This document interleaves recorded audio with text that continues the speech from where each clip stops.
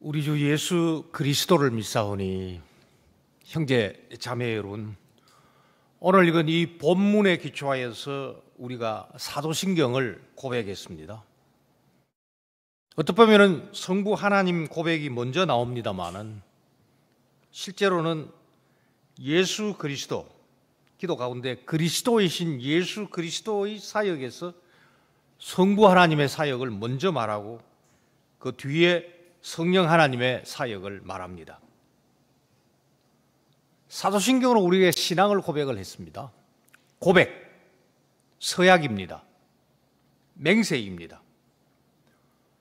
고백은 1차적으로 삼위 하나님을 향하여서 고백합니다. 우리를 만드신 분입니다. 우리를 구속하신 분입니다. 우리를 이 교회 안에서 거룩하게 하시는 삼위 하나님을 향해서 우리가 고백했습니다. 나는 하나님의 자녀입니다. 그리스도의 전입니다. 그리스도의 제자입니다. 성령님의 전입니다. 이 고백은 동시에 사람을 향한 고백이기도 합니다. 서약입니다. 나는 그리스도인답게 하나님의 아들, 딸로서 한 주간 살겠습니다. 그런 고백을 가지고서 우리가 한 마음을 품습니다. 고백이라는 원어의 뜻은 이구동성으로 말한다는 겁니다. 입은 다르지만 그 발음, 담고 있는 내용이 하나라는 뜻입니다. 아버지 하나님의 그 은혜로 사랑으로 구원받았기 때문에 악에게 지지 않고 손으로 악을 이기겠습니다. 일구이연하지 아니하는 고백자가 정치를 해야 합니다. 경제와 산업을 책임져야 됩니다. 건강한 먹거리를 생산할 때에 이 나라도 건강해질 겁니다. 오늘 그 본문을 가지고서 이 고백의 반석 위에 드림 향상교회를 세우신 예수님을 뵙고 찬양하겠습니다. 첫 번째, 은혜를 받아야 예수님을 고백합니다. 아버지의 은혜를 받아야 됩니다. 바요나 시모나 네가 복이 있도다. 이를 내게 알게 하시는 일은 하늘에 계신 내 아버지다. 아버지의 은혜를 받아야 예수님을 그리스도로 고백합니다. 두 번째, 이 고백은 왕따 당하는 고난이기 때문에 복됩니다. 세 번째, 드림 향상교회는 고백의 반석 위에 세워진 고백교회 하나님의 나라입니다. 지금 예수께서 자의반 타의반으로 객지에 와 계십니다. 예수 그리스도의 그 사역지가 이 지도를 보시면은 갈릴리 호수가 중심이었습니다. 그런데 지금 이 빨간 길을 따라가지고 예수께서 여기에 2814m 되는 그 큰 태산 밑에서 이 시험을 제자들에게 하고 계십니다. 그 다음요.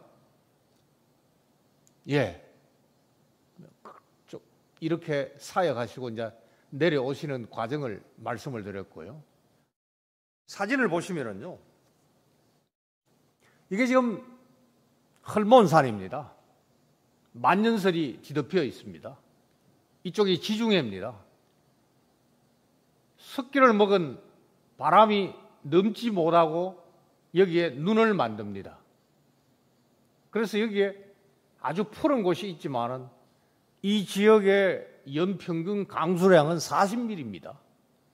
아주 특이한 지역입니다. 사람들이 휴양하는 곳, 지금처럼 휴가 가는 곳입니다. 다음요. 이와 같은 방식으로 쌓여있던 물이 어느 순간 터지는데 이게 한 20m 됩니다. 우리나라는 대개 옥날샘에서 강이 시작하는데 그 이슬 먹은 물들이 터져가지고 지금 이 가이사라 빌립보 지역에 아주 큰 발원지가 되어가지고 요단강에 발원지입니다. 다음요. 아주 폭포를 이루죠. 이게 우리 눈에는 다반사지만은 이것은 이 지역에 있어 이 넓은 지역의 예외입니다. 유일한 예외입니다. 다음요. 이게 이제 가상도입니다. 이제 헐몬산이 있고요. 이 밑에 가이사라 빌립보가 로마 시대 예수님 당시에 이렇게 화려한 동네였다라는 것을 보여주고 있습니다. 이 반석 길이가 굉장히 큽니다. 한 40m 높이에 요 노출된 것만 해도 한 70m 이상 되는 반석입니다. 이 고백을 한 베드로의 이름이 반석이죠. 예. 혹시 다음, 예. 여기에 사람들이 몰려옵니다. 우리나라도 마찬가지죠. 경치 좋은 곳에 무엇이 있는 것처럼 바로 이 지역에 이게 신전들입니다. 여기는 판신을 섬기는 곳입니다. 그것은 목초의 신입니다. 농경 문화를 얘기하고 있는 거고 아마 이 중에 하나가 살아있는 가이사, 로마 황제를 섬기고 있는 데입니다. 바로 이것이 정치와 종교, 뒤범벅이 되어 있는 이곳에 예수께서 제자들과 함께 지금 자의반 타의반 휴가를 지내고 있습니다. 예수께서 제자들에게 묻습니다. 사람들이 나를 누구라고 하더냐? 제자들은 예수께서 그 병자를 고칠 때에 또 5,000명을 먹이실 때에 4,000명을 먹이실 때에 예수님을 도와드렸습니다. 그때 웅성거리던 사람들의 얘기를 들었습니다. 들으는 저자가 얼마 전에 목이 베어 죽었던 세례 요한이 다시 살아났다. 아니다. 우리의 조상들에게 큰 선지자였던 엘리야가 다시 살아났다. 예레미야다. 또는 선지자 중에 하나라 캅디다라고 대답을 합니다. 사람들이 많이 지금 모여 있습니다. 휴가지입니다. 신전입니다. 굿땅입니다. 주술입니다. 사람들이 즐기기도 하고 장래 운명을 살피기 위해 가지고 많은 사람들이 이곳을 들락거리고 있습니다. 가이사라 빌립보 이 지역의 수도입니다. 인구도 많습니다. 찾아오는 사람도 많습니다. 바로 그 많은 사람들 앞에서 그리고 이곳저곳 신전들, 만신전이 있는 바로 그곳에 예수께서 묻습니다. 질문 자체가 넌센스 퀴즈입니다. 사람들이 나를 누구라고 하느냐? 보도합니다. 사실을 전달합니다. 예수께서 만족하지 않습니다. 너희는 나를 누구라고 하느냐? 너는 나를 누구라고 하느냐? 베드로가 대답을 합니다. 그리스도입니다. 살아계신 하나님의 아드님이십니다. 베드로가 제자들을 대신하여서 고백합니다. 예수께서 기대하고 기다리셨던 고백입니다. 떡 5개, 생선 2마리, 배물이 먹었던 사람들. 또한 경우에 배불리 먹었던 사람들 5,000명과 4,000명, 9,000명이 넘습니다. 남정네들만 9,000명입니다. 그런데도 아무도 이 대답을 하지 않았습니다. 세례 요한입니다. 엘리야입니다. 예레미야입니다. 너무나 이 빤한 고백 아무도 하지 않았습니다. 굳이 말하자면 9,000대 1의 대결에서 예수님께서 듣기 원하셨던 고백입니다. 소문을 따른 고백이 아닙니다. 여론을 따른 맹세가 아닙니다. 풍조를 따라가지고 답변하지 않았습니다. 쉽지 않습니다. 많은 사람들이 둘러보고 있는데 바로 저 질문을 하고 있는 자, 병을 고친 아주 이름을 떨치고 있는 청년입니다. 우리를 먹였던 사람들입니다. 많은 사람들이 둘러서 있는 가운데서 이 대답하는 거 결코 쉽지가 않습니다. 예수께서 너무나 기뻤습니다. 시몬아, 네가 복이 있다. 하늘에 계신 내 아버지께서 너를 이걸 알게 해 주셨구나. 혈육이 아니요. 이것은 죄인인 인간의 본래 모습을 말합니다. 하나님의 계시, 하나님의 은혜를 받아야 예수님을 그리스도로 고백합니다. 하나님의 아들로 고백합니다. 이것은 강우, 요새 집중호우가 있을 때에 엄청난 위험이 따릅니다. 그때 목숨을 건질 수 있는 이 밧줄이 뭐냐? 예수님은 그리스도입니다. 하나님의 아들이라는 고백입니다. 많은 사람들이 둘러서서 쏘아보고 있습니다. 관심을 가지고 집중하고 있습니다. 바로 그때 생명선이 뭐냐? 그리스도이십니다. 하나님의 아들이십니다.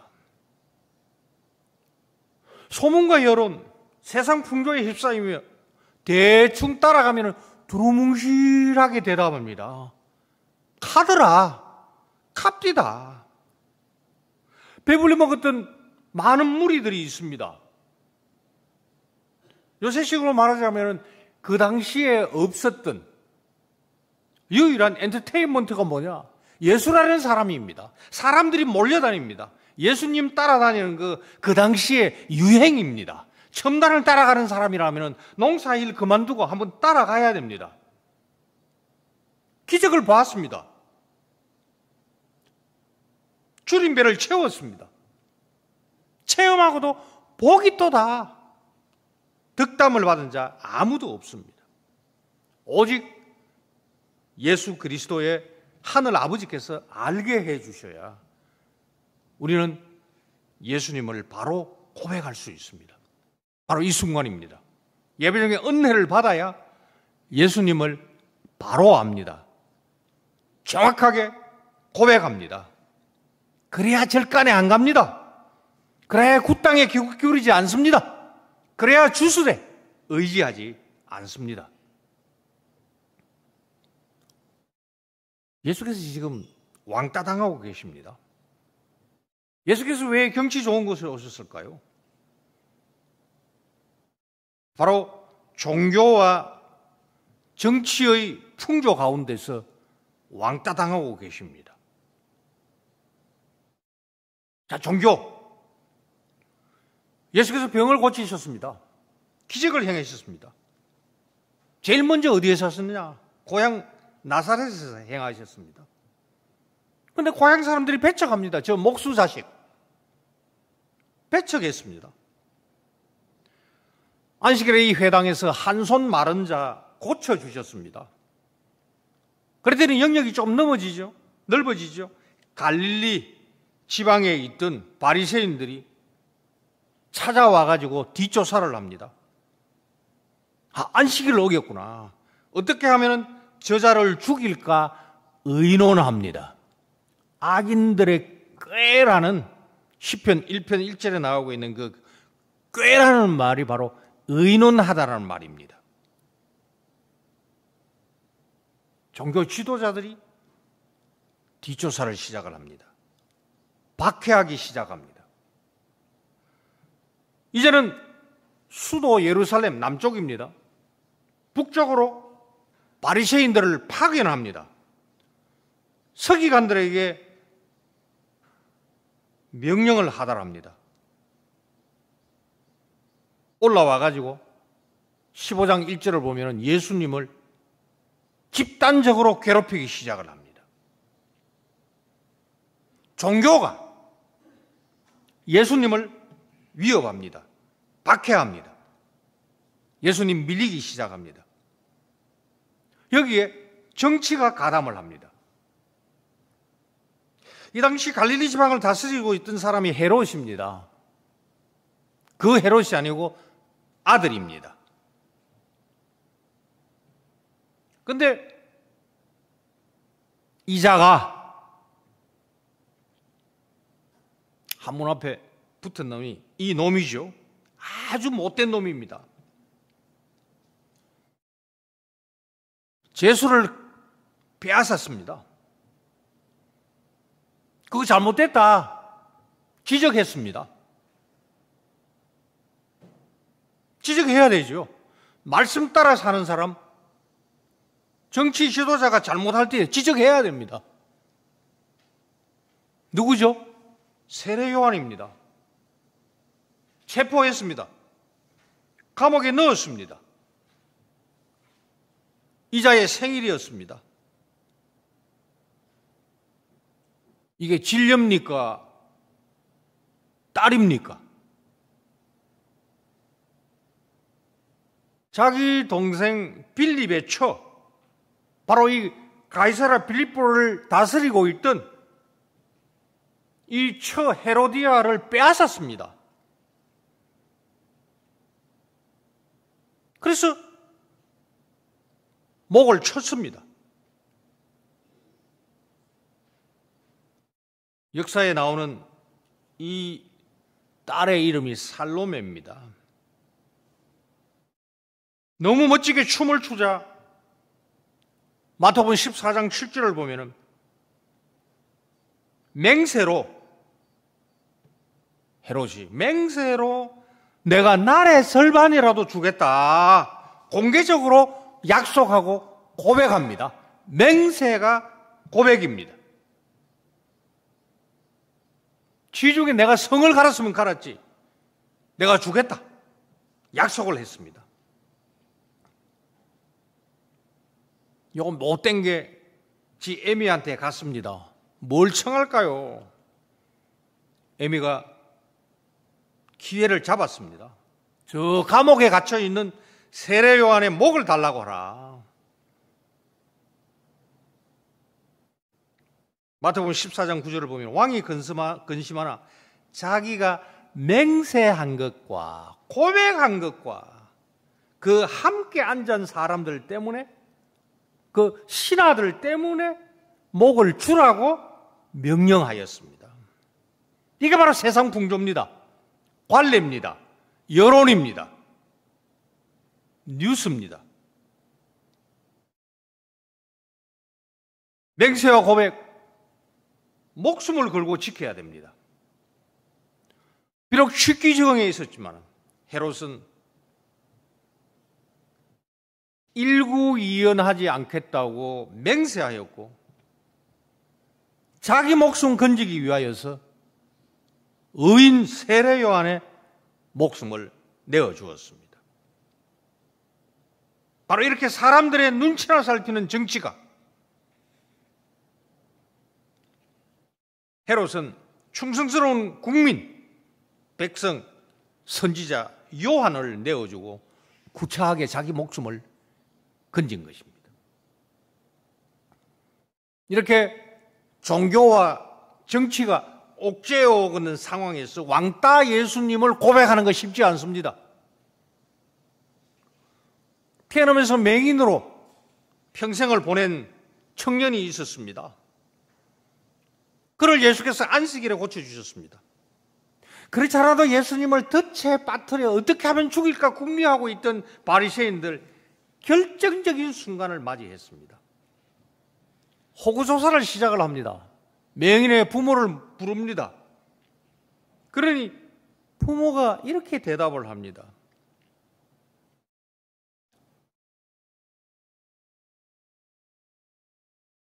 야가 우리 아들이 맞고요.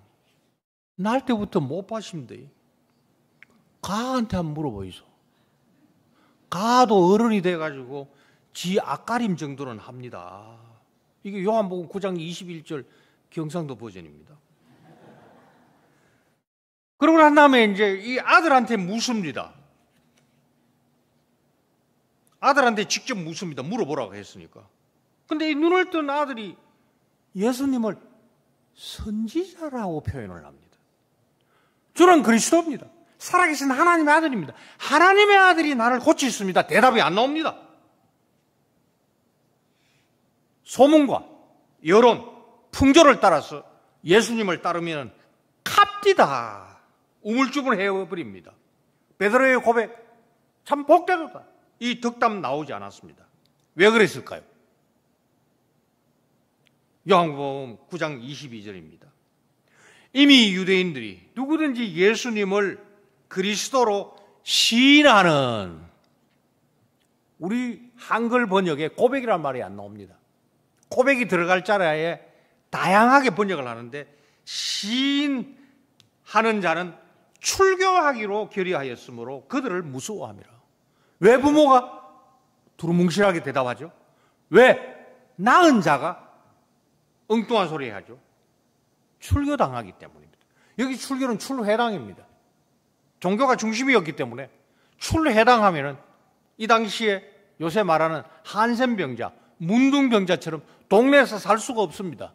가정에서 쫓겨납니다. 일을 가질 수가 없습니다. 완전히 왕따 당합니다. 차라리 눈 안 뜨고 동네에 사는 게 낫지, 눈 뜨고 쫓겨나기 싫었던 것입니다. 이게 바로 소문을 따라서 예수 믿으면 이렇습니다. 풍조를 따라서 예수장이로 살아가고 있으면 이렇습니다.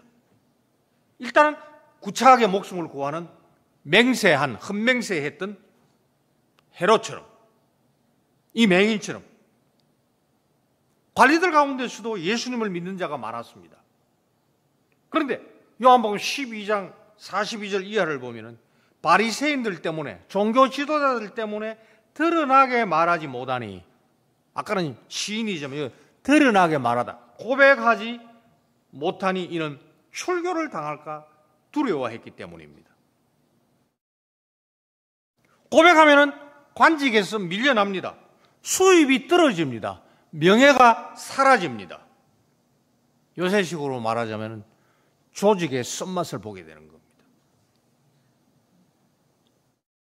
바로 관리에 있던 니고데모가 예수님을 찾으러 낮에 왔습니까? 밤에 왔습니까? 보이면 안 됩니다. 밤에 살짝 찾아오는 겁니다. 예수님을 그리스도입니다. 하나님의 아들입니다. 이것은 왕따 당하는 고백입니다. 부활하신 예수님 지금도 묻고 계십니다. 너희는 나를 누구라 하느냐? 너는 나를 누구라고 하느냐? 안타깝게도 지금 우리 주위에 매일 순간마다 들려오고 있는 이 뉴스 가운데 신자라는 이름으로 숨어서 행한 일이 노출되고 있습니다. 그들이 주일 예배 참석 안 했을까요? 사도신경 고백 안 했을까요? 주는 그리스도입니다. 살아계신 하나님의 아들입니다. 고백 안 했을까요? 근데 왜 뒷돈 주죠?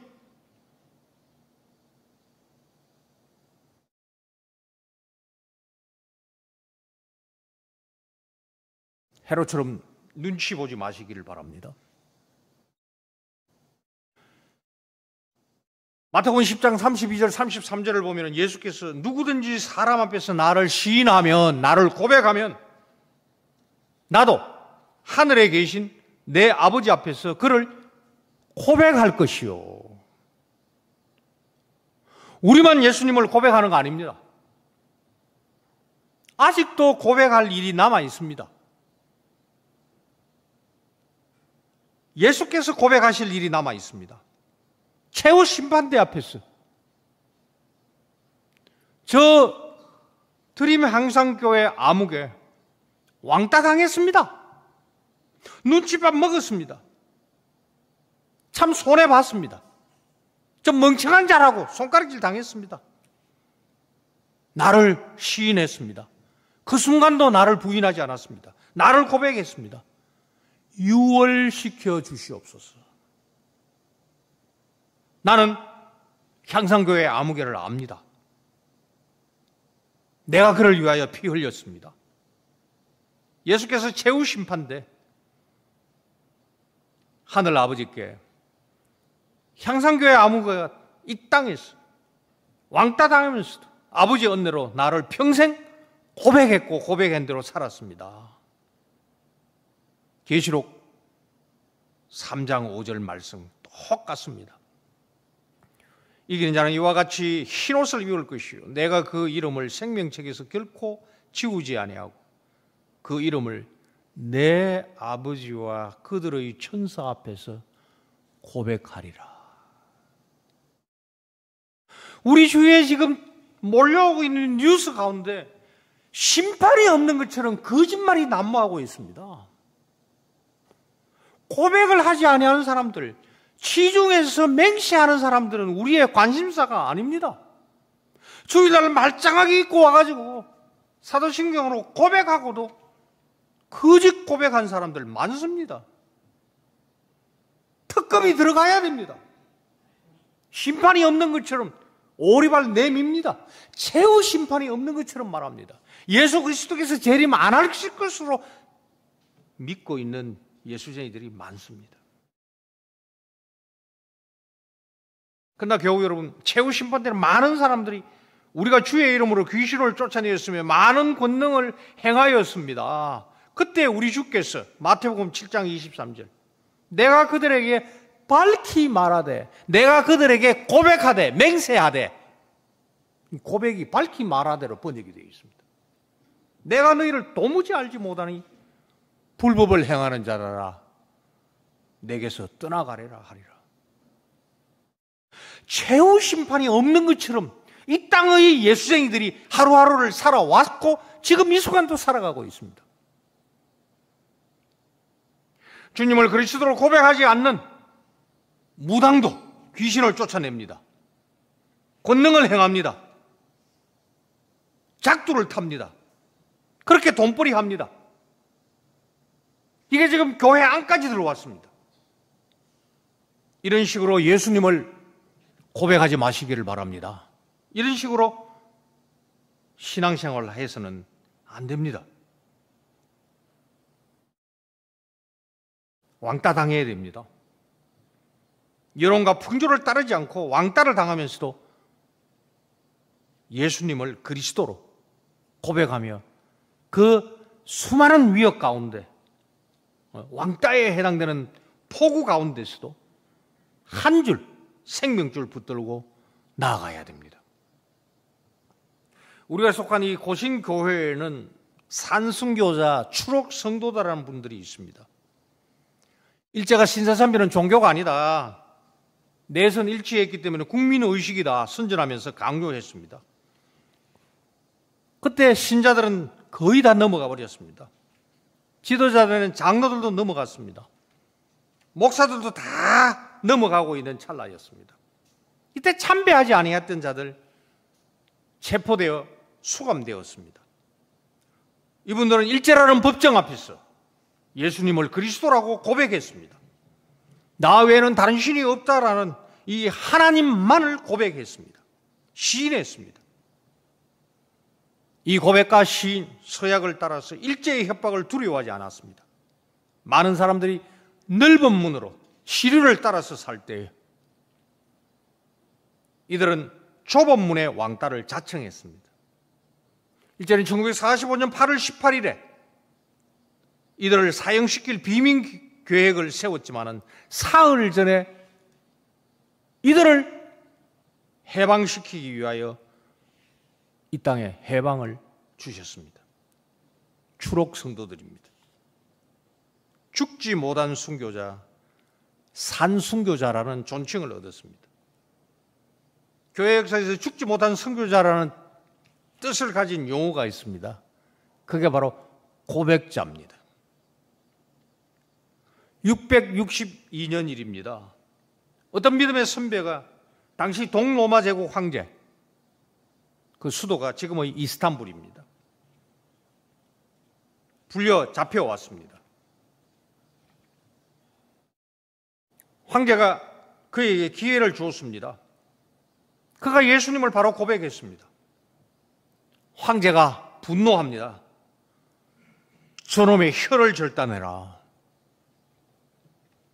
그때 그 피를 머금고 자기 오른손으로 황제 앞에 고백의 내용을 적기 시작했습니다. 더 분노한 황제가 저놈 오른손목을 절단해라. 서쪽 로마의 최고형은 십자가형이지만 동쪽 페르시아의 최고형은 혀와 손목을 자르는 거였고, 이렇게 반신불구가 되어 그 자리에서 죽지 않고 귀양 갔다가 도착하자마자 죽었습니다. 그래서 순교자라 하지 않고 교회사에서 우리는 그를 고백자 아무개라고 부릅니다. 우리 고신교회는 고백교회였습니다. 이 고백교회가 흔들리고 있습니다. 이 고백의 반석 위에 드림 향상교회를 세우시니까 예수 그리스도입니다. 이 약속을 하신 예수님, 제자들에게 교회 설립 지침을 말씀했습니다. 너희는 가서 오늘 16장 16절에 기초하여서 득담을 나누시고 난 다음에 교회 설립의 세부 사항입니다. 모든 민족을 세자로 삼아 아버지와 아들과 성령님의 이름으로 세례를 베풀고 내가 너희에게 분부한 모든 것을 가르쳐 지키게 하라. 가르쳐야 됩니다. 세례를 베풀어야 됩니다. 성찬에 참여해야 됩니다. 바로 말씀으로 예수님은 그리스도가 가르쳐야 됩니다. 그것을 기초하여서 세례 교육서요, 세례 문답서인 사도신경처럼 삼위 하나님을 고백하여 그리스도와 아버지와 성령님의 소유로 인침을 받아야 됩니다. 그리고 성찬을 통하여서 그리스도의 몸을 먹고 마셔서 그리스도의 몸이 되고 그리스도의 제자가 되고 아버지의 아들, 딸이 되고 성령님의 전이 되어야 됩니다. 계속 공급받아야 됩니다. 한 번 공급받았다 해도 영원토록 가는 것이 아닙니다. 교회의 설립자 예수께서 떡을 떼어 주셔야 제자들은 사람들에게 나누어 줄 수 있었습니다. 4,000명, 5,000명에게 먹을 것을 줄 수 있습니다. 계속 공급받지 못하면 제자들도 일구이연하는 배신자가 됩니다. 복되도다 득담을 받았던 이 베드로, 예수님 3번 배신했습니다. 한 여종이 베드로에게 묻습니다. 너도 갈릴리 사람 예수와 함께 있었도다 할 때에 베드로가 모든 사람 앞에서 부인했습니다. 이거 바로 시인의 반대, 고백의 반대말입니다. 다른 여종이 같은 말을 하니 마태복음 26장 72절에 베드로가 맹세하고, 여기 바로 헤롯이 했던 겁니다. 베드로가 고백자였다가 이제는 정반대가 됩니다. 또 부인하여 이르되 나는 그 사람을 알지 못하노라. 이게 서울에 올라왔잖아요. 갈릴리 촌놈이. 경상도 사람들이 서울에 와가지고 말투에서 표시가 나거든. 니 그 갈릴리 사투리 쓰더라. 아이다 카이. 3번을 부인하는 겁니다. 맹세하고 다 주겠다 했던 이 헤로당의 흉내를 베드로가 내고 있는 겁니다. 복되도다. 네 고백에 내가 교회를 세우겠다. 칭찬과 약속을 받았던 베드로 어디 가버렸습니까? 심히 통곡했습니다. 회개해야 됩니다. 오늘 예배 시작할 때처럼 형제자매 여러분, 고백자는 일구이연하지 않습니다. 혀가 잘려도, 손목을 도려내도, 옥에 갇혀도 고백자는 고백을 부인하지 않습니다. 부인하면 교회가 무너집니다. 지금 이 순간 이 땅에서 일어나고 있습니다. 155년의 일입니다.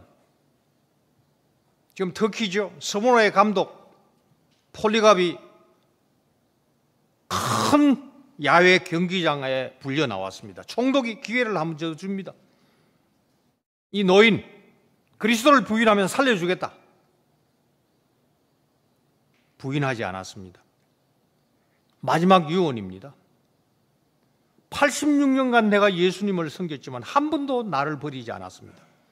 그런데 어찌하여 나의 왕, 나의 구주를 내가 부인할 수 있겠습니까? 이 고백과 함께 화형을 당하였습니다. 고난 없는 믿음, 거짓 고백입니다. 선한 고백, 믿음의 고백, 고난입니다. 그 끝자락은 순교일 수도 있습니다. 그러나 완전한 끝자락, 영원한 끝자락은 영생의 부활입니다.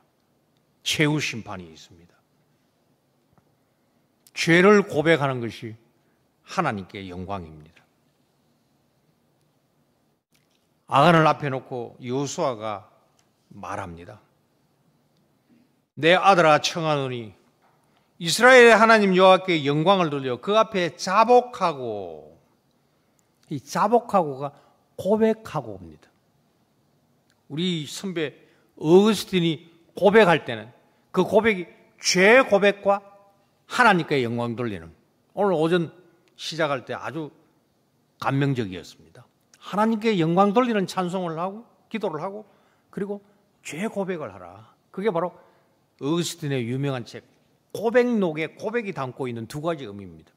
죄 고백하는 것이 동시에 하나님께, 용서하시는 분에게 영광을 돌리는 겁니다. 죄를 고백하는 자만이 고백자입니다. 그런데 이 땅의 교회가, 신자들이 어쩐지 죄 고백을 하지 않습니다. 구약에서 감사라고 번역된 말, 거의 찬송입니다. 또는 자복처럼 고백인데 회개하게 하시고 사죄하시는 삼위 하나님을 향한 찬송입니다. 지금 사도신경은, 고백은 우리를 창조하고 구원하시고 영생을 공짜로 베푸신 이 삼위 하나님을 찬송하는 소약입니다.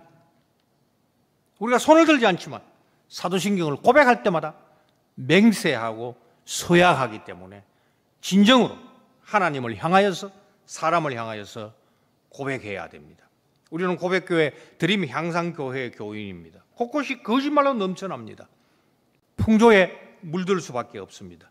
가짜 뉴스들이 판을 치고 있습니다. 언론 보도조차 믿기 어려운 시절입니다.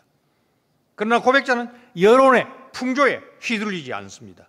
본디오 빌라도를 향하여서 선한 정언을 하신 그리스도 예수님, 디모데후서 6장 13절입니다만 여기에 선한 정언이라는 말은 또 다른 고백의 번역어입니다. 고백자 예수님, 부활의 주님, 지금도 살아계시면서 묻고 앞으로 여세 동안 우리에게, 우리 각자에게 물으실 겁니다. 너는 나를 누구라고 하느냐? 그런데 교통법규를 어겨? 뒷돈을 줘? 갑질을 해? 이 순간 내가 죽은 그리스도냐? 부활한 그리스도로서 너는 나를 누구라고 하기 때문에 이렇게 거짓말하느냐? 이렇게 사람을 무시하고 있느냐? 물으실 겁니다. 그때 대답하시길 바랍니다. 그 순간 사도신경을 고백하십시오. 예수님은 나의 그리스도입니다. 나의 주님입니다. 바로 이 생명줄을 붙잡으실 것. 가짜 뉴스가 아닙니다. 바로 이것은 진리입니다. 이 진리 예수님을 고백하면서 여론이 아니라 예수님의 다스림을 한 주간 받아 나가시기를 바랍니다. 바로 그럴 때에 그분이 다스리시는 나라, 바로 우리가 하나님 나라요, 하나님 나라 자녀로서 승리하게 될 것입니다. 이 고백으로 삼위 하나님의 다스림을 받는 드림 향상교회의 교우들이 하나가 되기를 진심으로 기원합니다. 아멘.